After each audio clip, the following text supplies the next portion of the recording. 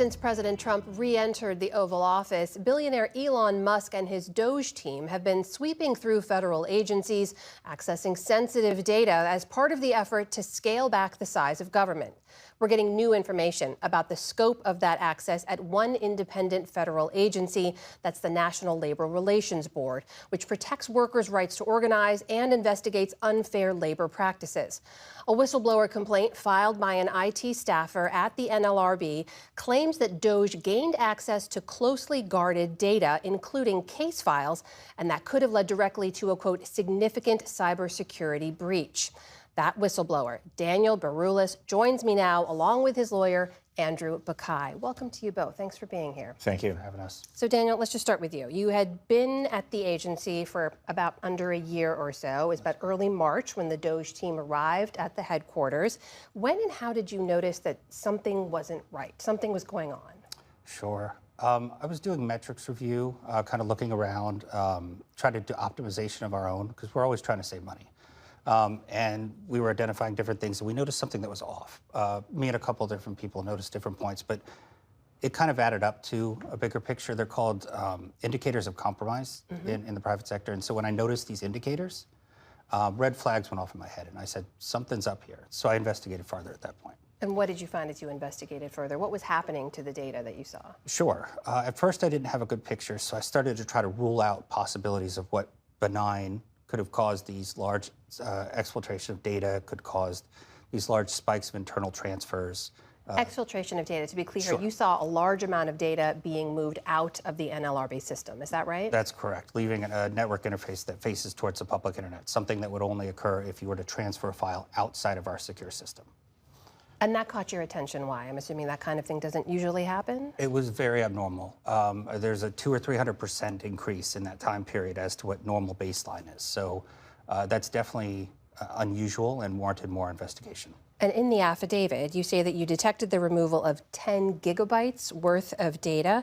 Do you have any idea what kind of data we're talking about? Why this would cause concern? Sure. So what that data spike correlated with was data that was transferred off of an internal record-keeping device that was only used for internal case data. So this system only has the private information about union organizers, the privileged business proprietary technologies, competitors, those kind of things are in that system only. There's no other data, there's nothing else except that. So that correlated data spike lined up in the exact time window and the same amount. And so that's what we can determine was taken, was data out of that system particularly. So, Andrew, the White House responded to our request with a statement about this, and they said, quote, it's months-old news that President Trump signed an executive order to hire DOGE employees at agencies and coordinate data sharing. Their highly qualified team has been extremely public and transparent in its efforts to eliminate waste, fraud, and abuse across the executive branch, including the NLRB. So, Andrew, they're arguing this is all part of their work that they're doing to cut waste, fraud, and abuse.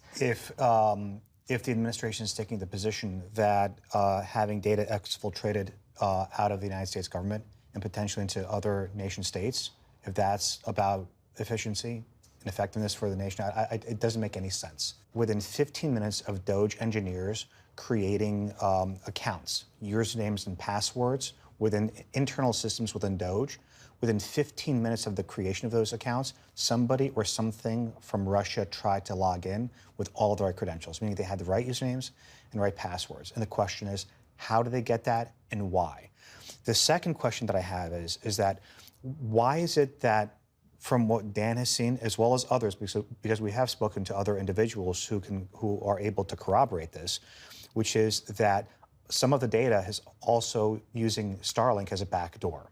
And that's another way to get data out of internal databases within agencies. And Starlink has now direct access where information is likely, we believe, is funneled directly into Russia.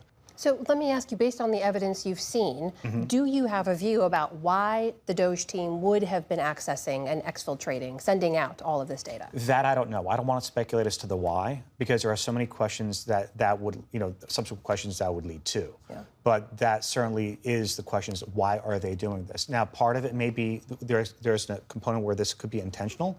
There's also a component where this is simply sloppiness. I mean, another thing that that we have seen within databases within the government, as Dan will be able to talk about, is that internal databases throughout the government have been opened to the open internet. Yeah, that's the key. Is these are not just my agency. These are Department of Treasury. These are Department of Energy, Department of Defense. So these are the critical systems that those agencies use that basically turn on the porch light for other foreign nation states to come on in. And I need to ask you as well, Daniel, because Mr. Musk's own companies have faced complaints at the NLRB. We know he brought just last year a case to federal court, basically arguing that the agency structure was unconstitutional, arguing it shouldn't exist in the first place. Is there any way of knowing if the DOGE team accessed any information related to cases about Elon Musk? One of the frustrating things about this is there's been roadblocks introduced along the way. One of the things I don't have is access to that level of data. Those logs and records of what was accessed during that time are missing, and just coincidentally missing after the data spike incident. You know, no other period of time is missing except that small window. Missing from your view? Would you know if other people have access to that? They were deleted entirely. You were able to confirm that? Yes, I had another 8. Yes, absolutely. Another key point to your question is that, you know, the data that was flying out of NLRB was case-related data. It was their internal case management system. So given the fact that, you know, an entire libraries or an entire encyclopedia worth of information has been flying out, is it plausible that that would include any of Elon Musk's corporate information? It's very possible. These are all questions you still have that we don't have answers to. We don't have answers to that. Can I ask you, Dan, big picture, was it an easy decision to come forward, to say this publicly, to get a lawyer, to be a whistleblower? Why decide to do that?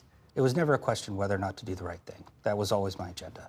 But how I did it, or, you know, whether or not I did it, honestly, was absolutely a question. It's my safety. That's, you know, there's so much at play that I didn't realize too, but I'm standing behind it. You know, I'm putting my name to it, and that's just who I am. You mentioned your safety. Why do you mention that? We had an incident. Go ahead. This is a difficult topic for Tan to discuss, but prior to our filing the whistleblower disclosure this week, last week, somebody went to Dan's home and taped a threatening note, a menacing note on his door with personal information within it. While he was at work, yeah. While he was at work, and it also contained photographs of him walking his dog taken by a drone. So this was on your front door to your home? Taped straight on, not inconspicuous, just right there in a white envelope. You can't get any more direct threat than that. Dan, you said this felt like the right thing to do. What do you want to see happen next? Just a full investigation. That's all I've wanted, is just somebody to come in and validate, tell me why I'm wrong. Just come in and say, this is because of this. And so far, I've been unable to find that. Looked throughout my agency, tried to go outside of my agency, and that was not successful. I just want somebody to look at the data, look at what's happened, you know, find out. That's it. Daniel Baroulas, Andrew Bakai, thank you to you both for being here. Thank you. Appreciate you having us on.